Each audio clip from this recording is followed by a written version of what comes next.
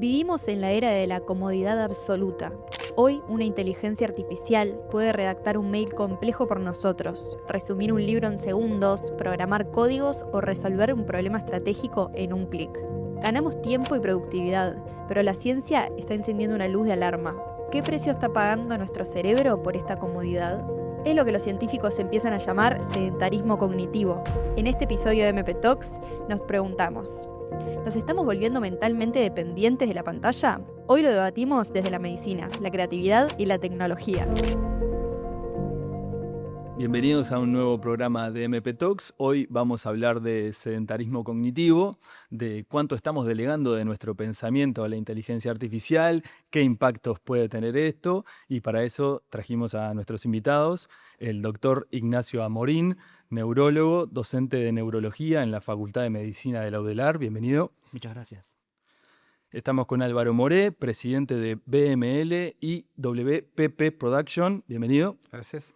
Y estamos con el ingeniero Eduardo Mangarelli, decano de la Facultad de Ingeniería de la ORT. Encantado de compartir este espacio. Gracias. Bueno, un poco como para arrancar esta conversación, ¿ustedes creen que el uso diario de la inteligencia artificial nos está haciendo un poco más perezosos, un poco más vagos?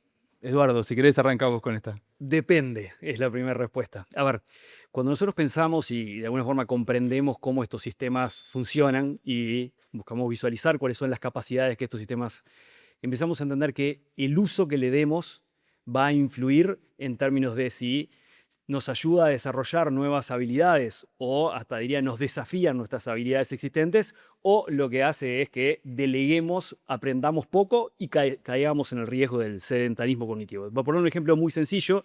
Yo digo, llevémoslo al ámbito de la educación, que va a ser fácil de visualizar para todos. Si yo ahora digo, bueno, tengo un libro que habla sobre las leyes de Newton y a uno de estos sistemas le digo, le adjunto el libro de 100 páginas y le digo, armando un resumen de 3 párrafos, va a ser un extraordinario resumen de 3 párrafos. Si yo me creo que leyendo esos 3 párrafos voy a aprender sobre las leyes de Newton, estoy cometiendo un error gigantesco. Ahora, si yo tomo exactamente el mismo libro, exactamente la misma herramienta, y lo que le digo es, analizalo, ahora preparame un resumen que me sirva como una guía de estudio, ahora haceme un cuestionario múltiple opción, ahora explícame la inercia en base a ejemplos reales de la vida cotidiana, y podría seguir con ejemplos. Yo estoy usando la misma herramienta, el mismo material, para ayudarme a mí a construir, a incorporar y a desarrollar conocimiento. Entonces, por eso el depende. Este mismo ejemplo que acabo de citar aplica a infinidad de usos cotidianos a nivel de educación o a nivel de nuestra actividad profesional. Es ahí que el uso y la comprensión de cómo estos sistemas funcionan para luego utilizarlos de forma que nos ayude a desarrollar nuevas habilidades, ese es un punto crítico. Fundamental. Vamos Ahí, a hablar. discúlpame, en esa misma dirección, porque lo viví casi que tal cual. Leyendo un libro sobre el universo, en un momento se puso un poco tedioso y le pedí a un modelo de IA que me explicara la construcción del universo prescindiendo de la teoría de la relatividad. O sea, explícame X sin Y.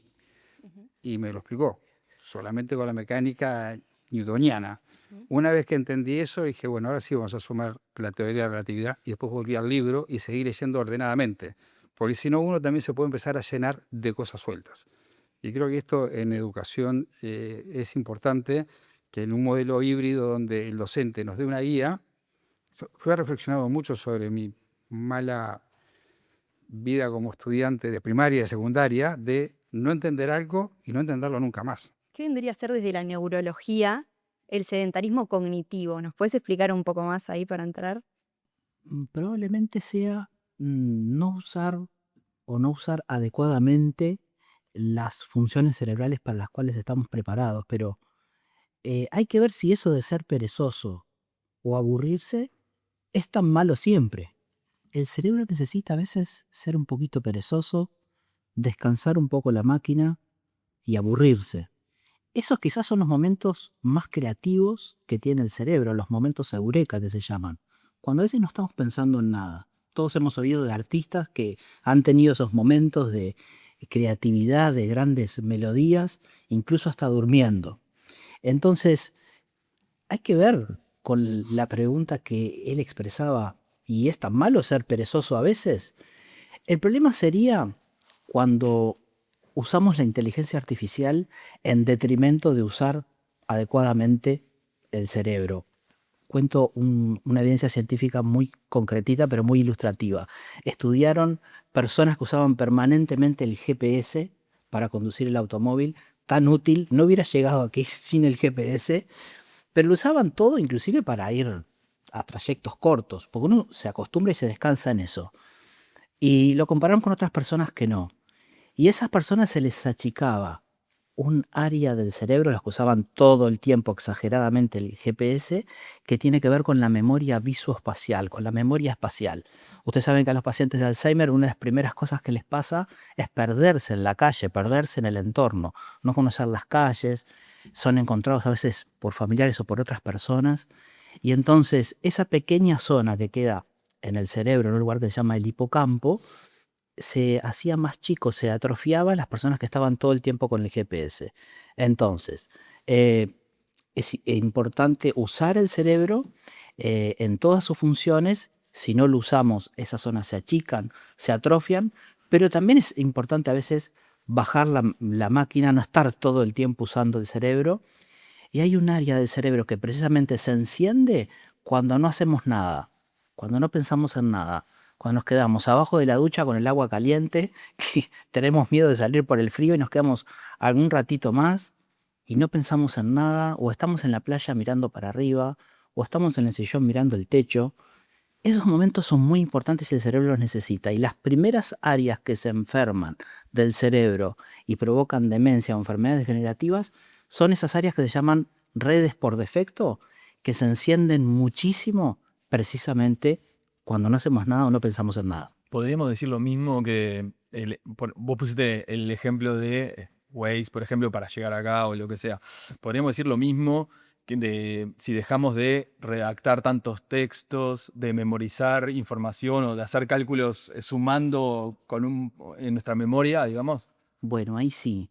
Todo lo que tiene que ver con pensamiento crítico, todo lo que tiene que ver con creatividad, con innovación, con todo el conocimiento que todavía no está dado, que es lo que nos devuelve la inteligencia artificial. Nosotros le hacemos una pregunta y nos va a dar una respuesta de acuerdo al conocimiento que hasta hoy está dado. Pero ¿qué pasa con el conocimiento nuevo? Con el conocimiento que hoy no podemos imaginar, con todas las innovaciones disruptivas que en un tiempo, solamente por hablar del área de la medicina, van a cambiar absoluta y radicalmente esas áreas de conocimiento. Tengo dudas si ahí la inteligencia artificial nos va a dar respuestas, y tengo dudas también de si esas áreas que tienen que ver con la capacidad ejecutiva, con la capacidad de planificación, con la creatividad y con el pensamiento crítico, si las delegamos absolutamente a la inteligencia artificial, creo que ahí sí estamos cayendo en ese desuso que nos va a perjudicar cognitivamente. Y hay algo, Déjame incorporar algo ahí conectado, tal cual como tú decías, nos hemos acostumbrado demasiado. También puede que entender que la evolución de estos últimos 3 años nos ha generado ciertos hábitos y ciertos patrones de uso, algunos de ellos que deberíamos repensar y cambiar. Uno de ellos es, nos acostumbramos a que el uso principal de estos sistemas es, llamémosle sistemas de inteligencia artificial generativa, que el uso principal es, hago una pregunta y obtengo una respuesta. Bueno, mi primera reflexión es, hoy es casi que es el uso más limitado que le podemos dar. En la evolución de estos sistemas en el tiempo, una de las, podríamos decir, habilidades, déjenme jugar con las palabras, una de las habilidades que han incorporado es la capacidad de hacer análisis crítico. Entonces, imaginemos el siguiente escenario.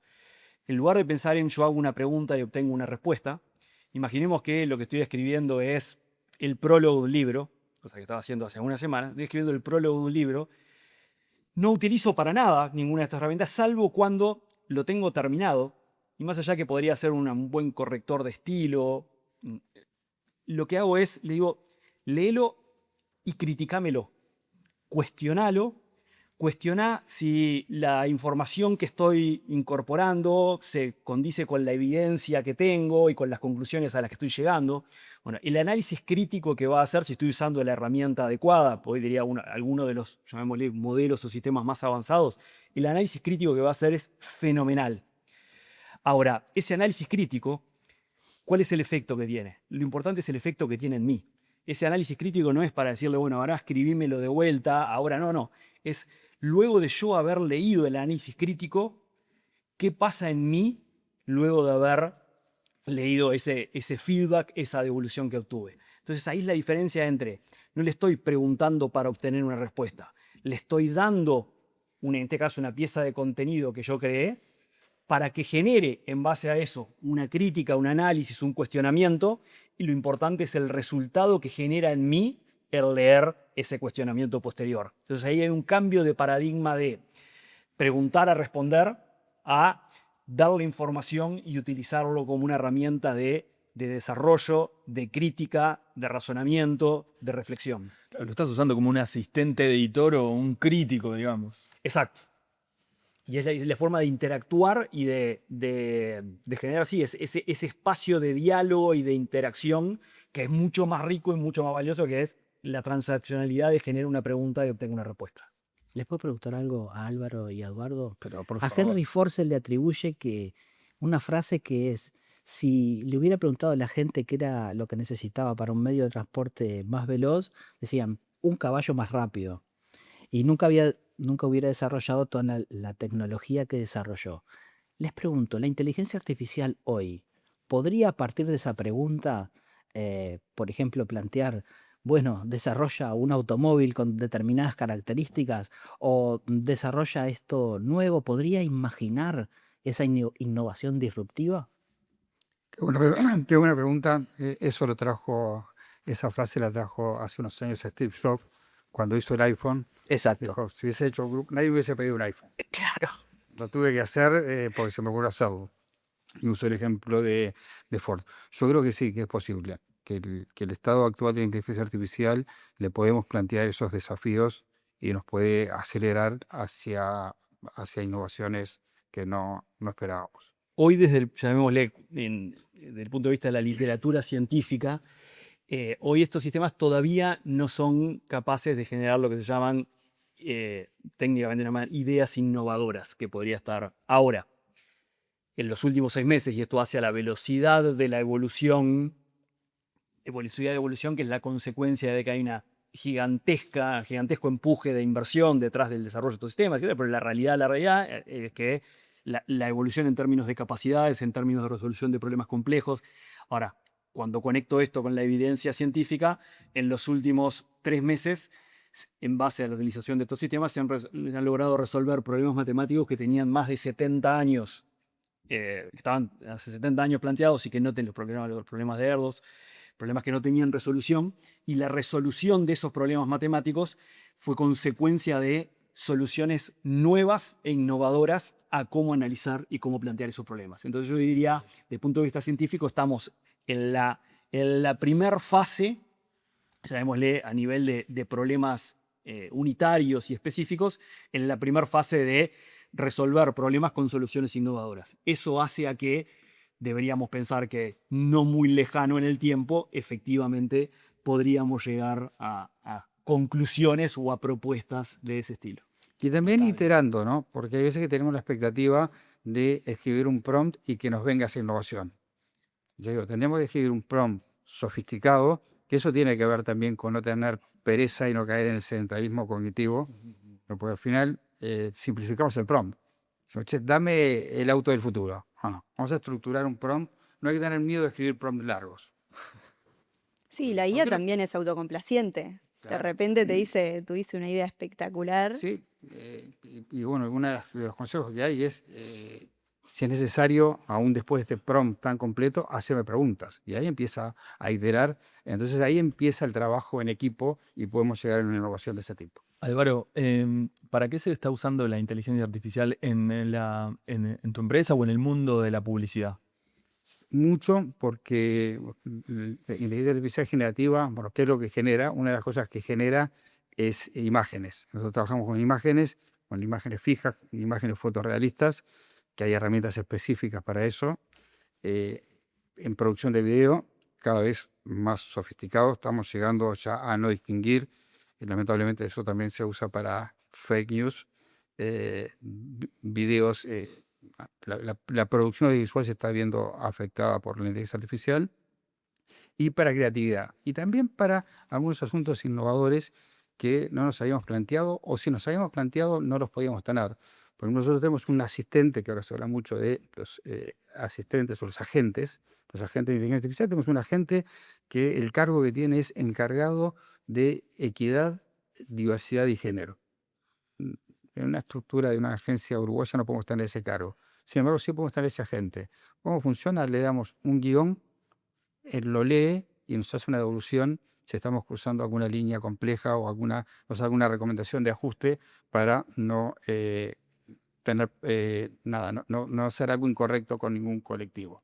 ¿Y ahora qué crees que es lo valioso de la creatividad humana? O sea, el ser humano creativo, ¿en dónde va a estar en ese tipo de empresas? ¿Cuál es el tipo de personas que se están buscando para cargos creativos? Tienen que ser personas curiosas, primero que nada tienen que subirse a la inteligencia artificial. Y esto no es obvio, no. Hay gente que no, hay negacionistas. Y lo interesante es que esto no corta por edad. A mí me ha tocado dar una cantidad de charlas. Estoy en dos mundos, porque por un lado estoy dando charlas y por otro lado soy estudiante en ENORT, en la facultad donde Eduardo es decano de inteligencia artificial, y ahí lo que me encuentro es que muchas preguntas que nos hacen, son preguntas que no nos están desafiando, nos están diciendo, no creo mucho en esto como es una moda, y qué pasa con lo humano. Bueno, humano, lo que no podemos delegar es la decisión, nada menos que la decisión. La decisión va a ser siempre nuestra. El criterio tiene cada vez más valor y la inteligencia artificial va como en el medio. Empieza con un prompt que es humano y que, para agregar un segundo a eso, actúa la inteligencia artificial y después tiene una salida que volvemos los humanos a curarla y a ver si eso es correcta. Lo que nosotros sentimos es que es una capa extra a nuestro conocimiento. O sea, porque alguien puede decir, y todo lo que estudié en toda mi vida es sumamente útil. Yo puedo leer mucho sobre inteligencia artificial y no voy a ser ingeniero como lo es Eduardo. Y puedo leer mucho interactuar mucho con inteligencia artificial sobre neurología, pero no voy a ser neurólogo. Ahora, tú vas a ser mejor neurólogo, Eduardo va a ser mejor ingeniero y yo capaz que soy mejor publicitario usando esta herramienta encima de todo el conocimiento que ya tenemos.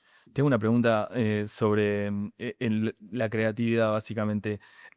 Con la IA, ¿todo empieza a verse igual o también, o de alguna manera como si se estandarizara o potencia la creatividad? Porque viste como que después hay como un estilo en que uno puede decir, esto huele a IA, digamos. Se está viendo igual y eso está mal. Y eso viene de prompts perezosos. Claro. No me conformo con que me ayuda, sino que quiero que me ayude al punto de que no hago nada. Entonces digo, si escribimos prompts más complejos, eso nos va a resolver. La primera resolución que nos trajo en el área creativa es el desbloqueo de la hoja en blanco. Porque el creativo se para con la hoja en blanco y como le sucede a un autor, a un novelista, queda bloqueado. Y ahí se le puede ir el 80% del tiempo que dispone. Bueno, si te escribo un prompt diciendo estoy con esta tarea, exploremos 3 caminos, viene el desbloqueo y ahí empieza la parte humana. Dijeron como 10 cosas que me gustaría comentar, pero eso me voy a quedar con 2 nada más. Uno primero que yendo a eso es, en las primeras etapas de esto, en las conferencias había una pregunta que surgía reiteradas veces, ¿ves? ¿Estos sistemas son creativos? Esa era la pregunta. Y mi respuesta pasó a ser, no es una pregunta relevante. La pregunta es si nos hace a nosotros más creativos. Entonces, si nosotros ahora estuviéramos planificando cómo se va a llamar el ciclo de podcast, y lo que le decimos a uno de estos sistemas es, vamos a hacer, dame un nombre, y me quedo con ese nombre, nuevamente es el uso más pobre. Ahora, si lo que decimos es, esto se van a participar, dame 20 nombres posibles, con el objetivo de no quedarnos con uno de esos 20, porque probablemente ninguno de esos 20 sea el nombre extraordinario, sino es, después de leer esos 20 nombres, qué cambia en nosotros, qué inspira en nosotros para que nosotros tengamos una idea creativa en base a eso. Recordemos que una componente fundamental de la creatividad es la diversidad de ideas, con lo cual, cuanto más ideas en líneas que nosotros definamos podemos construir, mayor va a ser el efecto en nosotros y en nuestra creatividad. Entonces, son herramientas que potencian y amplifican nuestra creatividad. El segundo comentario, una anécdota cortita de lo que decías tú decías, ¿No empiezan a parecer parecidas las cosas? La verdad es que la respuesta es que sí. Pero acá vuelve la importancia de saber cómo utilizar estas herramientas. Me pasó la siguiente experiencia. Utilizando para diferentes escenarios, me empecé a encontrar con que textos que construían, empecé a identificar que repetían un patrón. ¿Ah? Y para eso me puse a investigar a ver cómo se llamaba desde el punto de vista de idioma español. Nunca fue mi especialidad, así que me tuve que poner a volver a estudiar. Y entendí que había algo que se llaman las afirmaciones por oposición. ¿Ah? Cuando nosotros agarramos y decimos, hoy no es un día lindo, hoy es un hermoso día de invierno. Estos sistemas tienen una tendencia a realizar en exceso afirmaciones por oposición. O sea, primero dicen qué no es y después dicen qué es. Cosa que personalmente no me gusta en la redacción. ¿Qué hice? En la herramienta en cuestión que estaba usando la instruí, le di las instrucciones para que no utilizara más afirmaciones por oposición y que las cambiara por cierta forma de cómo expresar las ideas. Ahí transformé una limitación o una característica de la herramienta para, desde el conocimiento de cómo estas herramientas funcionan y de cómo estas herramientas operan, para guiarla para construir textos ya de mayor valor, mayor calidad y mayor diversidad. Eso hace a el entender cómo funcionan, cómo operan y cómo utilizarlas correctamente.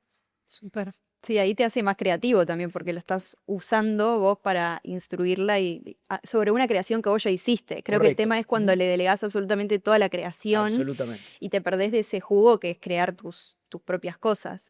Ignacio, ¿hay un componente de gratificación instantánea en esto de que tengo una respuesta cada vez que se la pido? Yo creo que sí. Una pequeñísima y brevísima gratificación espontánea que al cerebro le fascina. Esa descarguita de dopamina pequeña le fascina.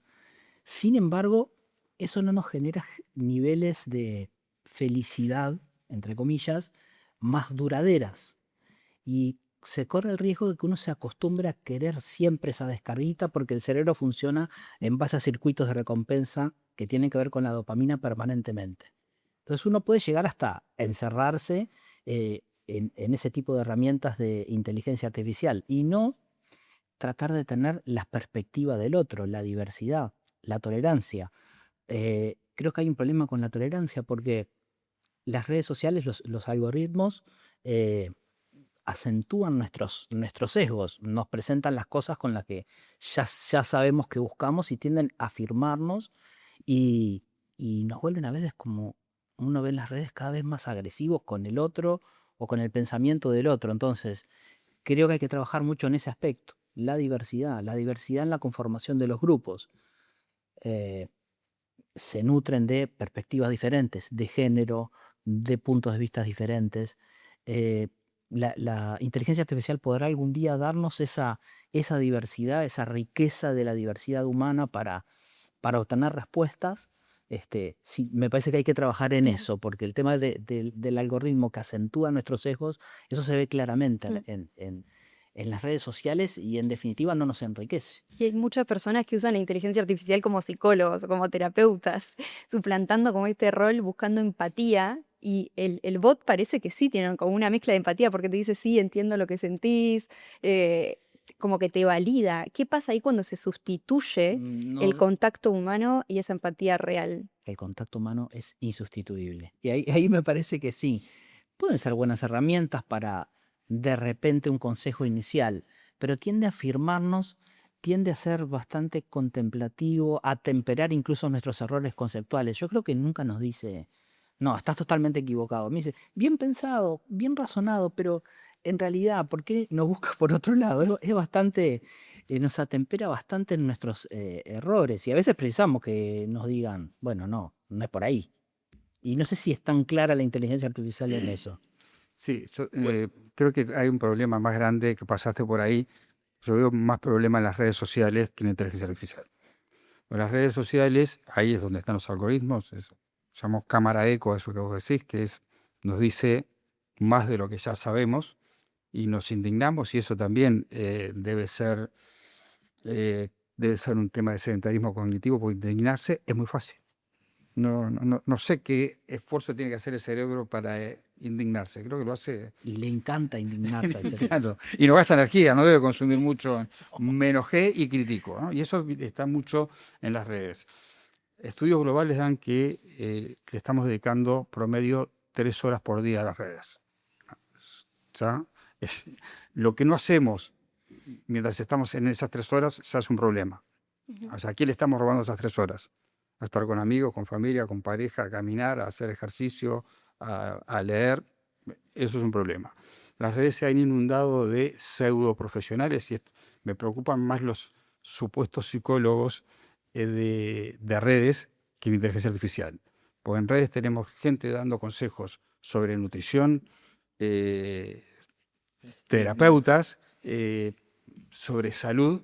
No sabemos si son médicos, no sabemos si son neurólogos, no sabemos si son terapeutas, y eso realmente es muy peligroso. Eduardo, ¿qué habilidades humanas se vuelven ahora indispensables o son fundamentales, digamos? Ahora con esto que la inteligencia artificial procesa mejor y más información que nosotros, digamos.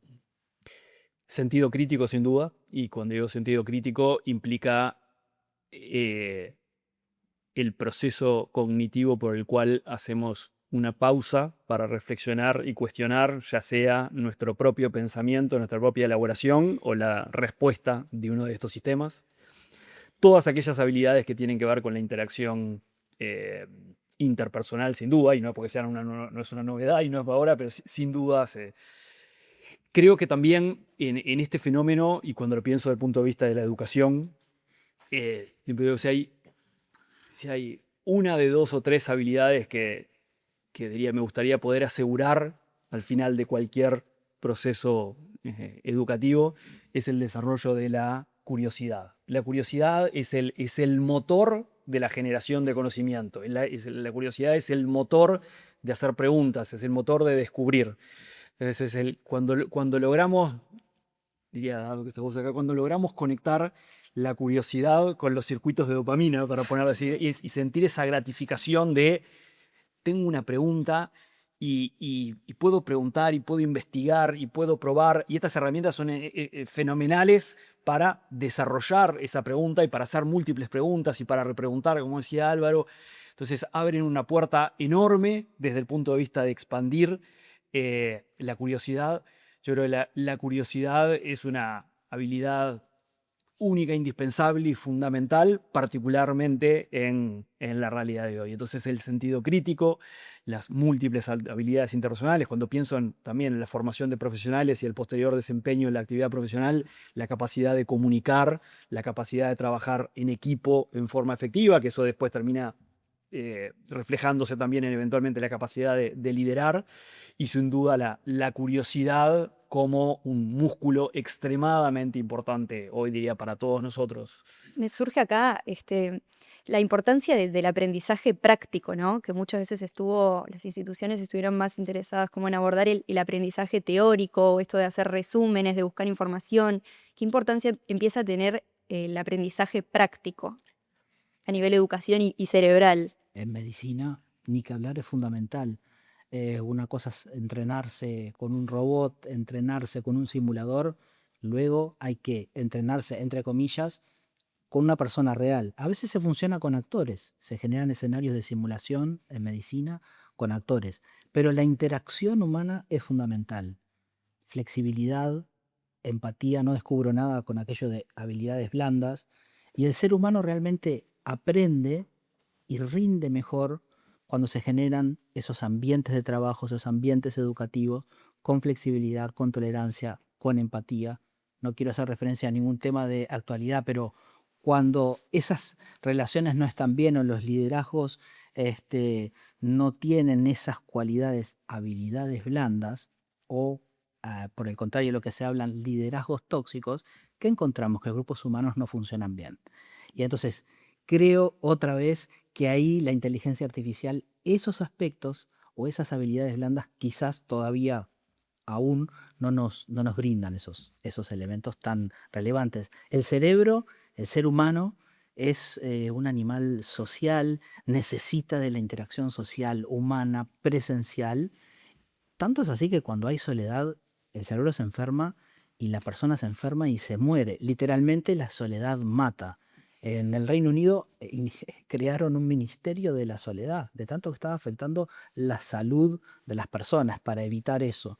Y ahí hay una serie de medidas, pero para prevenir el Alzheimer, que hay 14 medidas que dan cuenta del 14% del riesgo de tener Alzheimer, la principal es mantener interacción social. Eduardo, estábamos hablando un poco de lo que vos le querías dejar a los estudiantes cuando terminaran, ¿no?, su formación. ¿Cómo hacemos para formar a seniors en esto de que, bueno, poniendo el caso de la programación, que los juniors, de alguna manera la IA desplazaron un poco ese espacio? ¿Cómo hacemos para formar?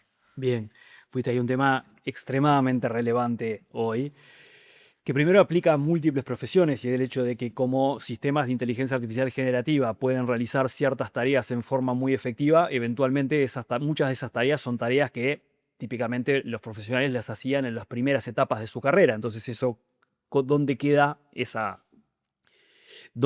primera experiencia cuando hay ciertos sistemas que son capaces de sustituirlo? Yendo a tu pregunta específica, en el mundo de la tecnología, particularmente en el desarrollo y la construcción de software, cuando pensamos en el perfil de un ingeniero o una ingeniera de sistemas, hay una parte de su aprendizaje que es a programar, a escribir líneas de código que luego van a ejecutar ciertas operaciones.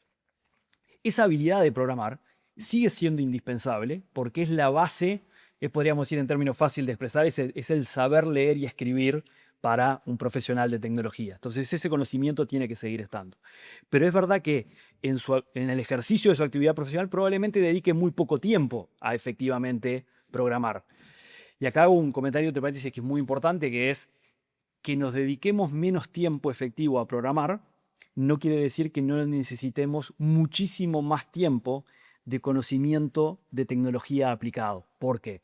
Para poder tener, pongamos por ejemplo, para poder tener un sistema que asiste a un profesional de la salud en un proceso quirúrgico, como sucede en la realidad, la programación de esos sistemas es una parte chiquita.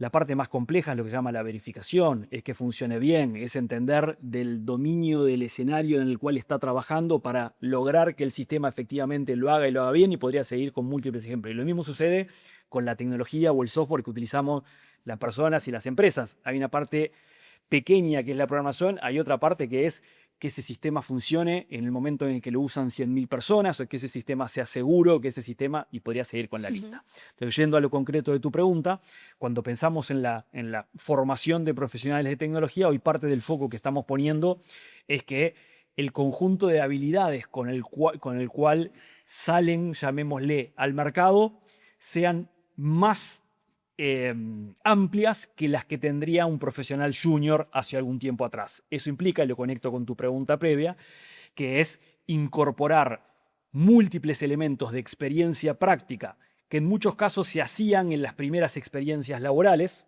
De hecho, en el mundo de la tecnología, además, se da un fenómeno que es típicamente los estudiantes en el tercer o cuarto año de facultad ya empiezan a trabajar, como cual empiezan, pero que es el incorporar como parte de la experiencia académica la experiencia práctica, que era algo que típicamente siempre hacíamos, porque el aprendizaje viene de la mano entre la teoría y la práctica, pero además incorporar ciertas experiencias prácticas que están directamente conectadas con lo que sería una primer experiencia laboral. Además de eso, y esto tiene que ver también con la responsabilidad que tenemos que tomar las universidades de acortar la brecha y generar vínculos entre la universidad y la industria, el mercado y las empresas, que es el generar ciertos programas con empresas, como hemos hecho con varias, programas de primeros empleos con empresas para generar una fácil conexión a los estudiantes.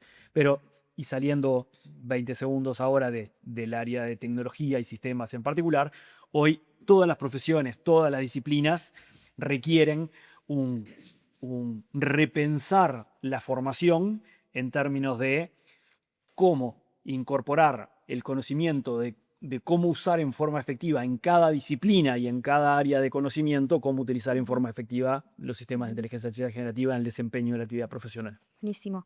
Ignacio, Álvaro nos hablaba de que ahora ya no nos tenemos que enfrentar a esa hoja en blanco. A nivel cerebral, ¿cuál es la diferencia entre crear algo desde cero y solo editar o modificar o reafirmar ese prompting? El cerebro tenemos que usarlo, como te decía. Entonces, si nos vienen todas las respuestas dadas, no lo estamos entrenando adecuadamente. Y ahí viene el concepto de reserva cognitiva. Hay un libro que se llama El estudio de las monjas, The Nun Study. Siguieron a unas monjas que estaban recluidas durante muchos años. Ellas llevaban un día a día de todo lo que hacían. Eso permitía estudiar los hábitos que tenían. La mayoría de una gran cultura, adquirían grandes conocimientos, y cuando morían revisaban sus cerebros. Encontraron que muchas tenían la enfermedad de Alzheimer en su cerebro. Sin embargo, en vida no habían manifestado síntomas. Todo ese conocimiento que habían adquirido les dio esa reserva cognitiva que les permitió entonces después no desarrollar los síntomas o atenuarlos o que no aparecieran. Entonces, siempre el cerebro hay que estar entrenándolo con momentos perezosos y momentos de aburrimiento y durmiendo bien, porque eso es fundamental. Pero respondiendo a tu pregunta, no, el entrenamiento, el hacerse preguntas y no que venga todo facilitado. Si dejamos de usar el cerebro, se nos va a atrofiar y va a funcionar mal. ¿Cuáles son esos entrenamientos? Ahí va, unos tips Sí. para que no se deteriore la mente. Actividad social es lo mejor, es lo primero. Luego, nuevos desafíos. Para ustedes, por ejemplo, un curso de periodismo no, porque es un métier. Pero de repente para mí, un curso de habilidades comunicacionales, un nuevo idioma, aprender un instrumento musical nuevo, algo que desafía las neuronas, eso las hace conectar. Y la conexión, las redes neuronales, cuando se forman y se consolidan, eso es lo que permite que el cerebro funcione mejor. Dormir bien, eso ya lo dije, porque hay que dormir 8 o 9 horas. Hay gente que, yo le comento esto y digo, doctor, me dicen imposible, no se puede. Bueno, eso es lo que da la evidencia científica. Cuando dormimos se remueven del cerebro las proteínas tóxicas, las proteínas que las células neuronales elaboran mal. En ese momento las limpiamos, las eliminamos cuando dormimos. Y cuando hacemos esas locuras de dormir 3 horas, 4 horas, tan común en los médicos, ahí no damos tiempo para que el cerebro elimine, con un sistema que se llama linfático, esas proteínas tóxicas. Se acumulan y ahí vienen las enfermedades degenerativas. Álvaro, en tu empresa es fundamental un requisito que para tomar nuevas personas ya vengan con inteligencia artificial en sus saberes, digamos. No tanto, pero sí lo que decía Eduardo, o sea, que tenemos que incorporar al perfil como algo imprescindible, la curiosidad. Entonces va a haber que pedirle a la gente de recursos humanos que haga test de curiosidad. Esto sería algo nuevo, porque alguien no lo Me pone. interesa, me interesa participar de eso. Sí, pues vamos a hacerlo juntos, porque digo, nadie pone en su perfil soy curioso. En otra época era, qué molesto, ¿no? Te la pasas haciendo preguntas. Claro, demasiado curioso. Demasiado curioso. Hoy necesitamos gente demasiado curiosa. Yo veo a mis compañeros que se han desarrollado más en inteligencia artificial y que han llegado más lejos, y busco un patrón, es la curiosidad. Entonces, sí necesitamos gente curiosa que tome la inteligencia artificial como algo positivo. Es una realidad que no estamos hablando que capaz que pasa, estamos totalmente adentro. Estamos en un momento como que el presente se confundió con el futuro, y hay veces que estamos hablando del futuro, en realidad no, eso no es futuro. Eso Es está ahora. sucediendo ahora, y esto se está moviendo a una velocidad. Estamos todos maravillados con lo que está entregando la inteligencia artificial, aún a los que no les gusta. Es increíble lo que está dando. Bueno, a todo eso que nos está dando, ya hay comprometidos 900.000 millones de dólares de inversión el próximo año por las principales empresas tipo Google, Amazon, Microsoft. O sea, ¿qué es lo que se viene? Porque de alguna manera nos están diciendo, no vieron nada. Le vamos a poner mucho más recursos y se vienen modelos nuevos que van a ser mucho más sofisticados. Necesitamos gente que se lleve bien con esta tecnología, porque va a ser una parte esencial de nuestro trabajo. Por ahora lo que podemos decir, que es lo que estamos haciendo y en casi todas las disciplinas, es le estamos delegando el trabajo operativo, que en nuestro caso es como el 80% de nuestro trabajo, le estamos delegando el trabajo operativo y liberando tiempo para el trabajo estratégico. Que creo que también una pregunta que nos debemos hacer todos es, la inteligencia artificial nos va a ahorrar tiempo, ¿no? ¿Qué cosa buena vamos a hacer con ese tiempo que nos vamos a ahorrar? Sí, de hecho, yendo a eso, hoy a nivel empresarial, en las organizaciones, muchas veces cuando hablamos de inteligencia artificial generativa, hay una conexión directa de uso de estos sistemas en pos de la productividad. Y yo creo que siempre es importante, y como líderes, es importante hablar de la productividad con un propósito. Porque la realidad es que no inspiramos equipos hablando de productividad. El punto es cuál es el propósito. Y el propósito detrás de la productividad es: vas a poder tener más tiempo para pensar cosas de valor, vas a poder tener más tiempo para pensar cosas estratégicas, vas a poder tener más tiempo para tener la cabeza en blanco y que se te ocurran cosas nuevas, vas a poder dedicar más tiempo a tus equipos, a hablar con las personas de tus equipos, o vas a poder dedicar más tiempo para hablar con tus clientes. Entonces, siempre que pensamos en la tecnología como un habilitador de productividad, creo que es importante la reflexión de cuál es el propósito detrás de la productividad, porque eso es lo que inspira. Sí, y yo ese listado que es bueno, de liberar tiempo para todas esas cosas, le agregaría, y para cosas personales. Mi expectativa es que nuestras empresas trabajen 24 horas por día, pero nosotros 6 horas en lugar de 8. Y creo que eso es posible en el corto plazo, para muchas industrias. Sería excelente. Por lo menos para el cerebro sería excelente. Una pregunta abierta para ir cerrando. ¿Qué es inteligencia en la era de la inteligencia artificial? Y hoy se habla de muchas inteligencias, ¿no? La inteligencia emocional, la inteligencia artística, la inteligencia matemática, la inteligencia interpersonal, la inteligencia física o atlética o deportiva. Son, sin duda, muchas condiciones.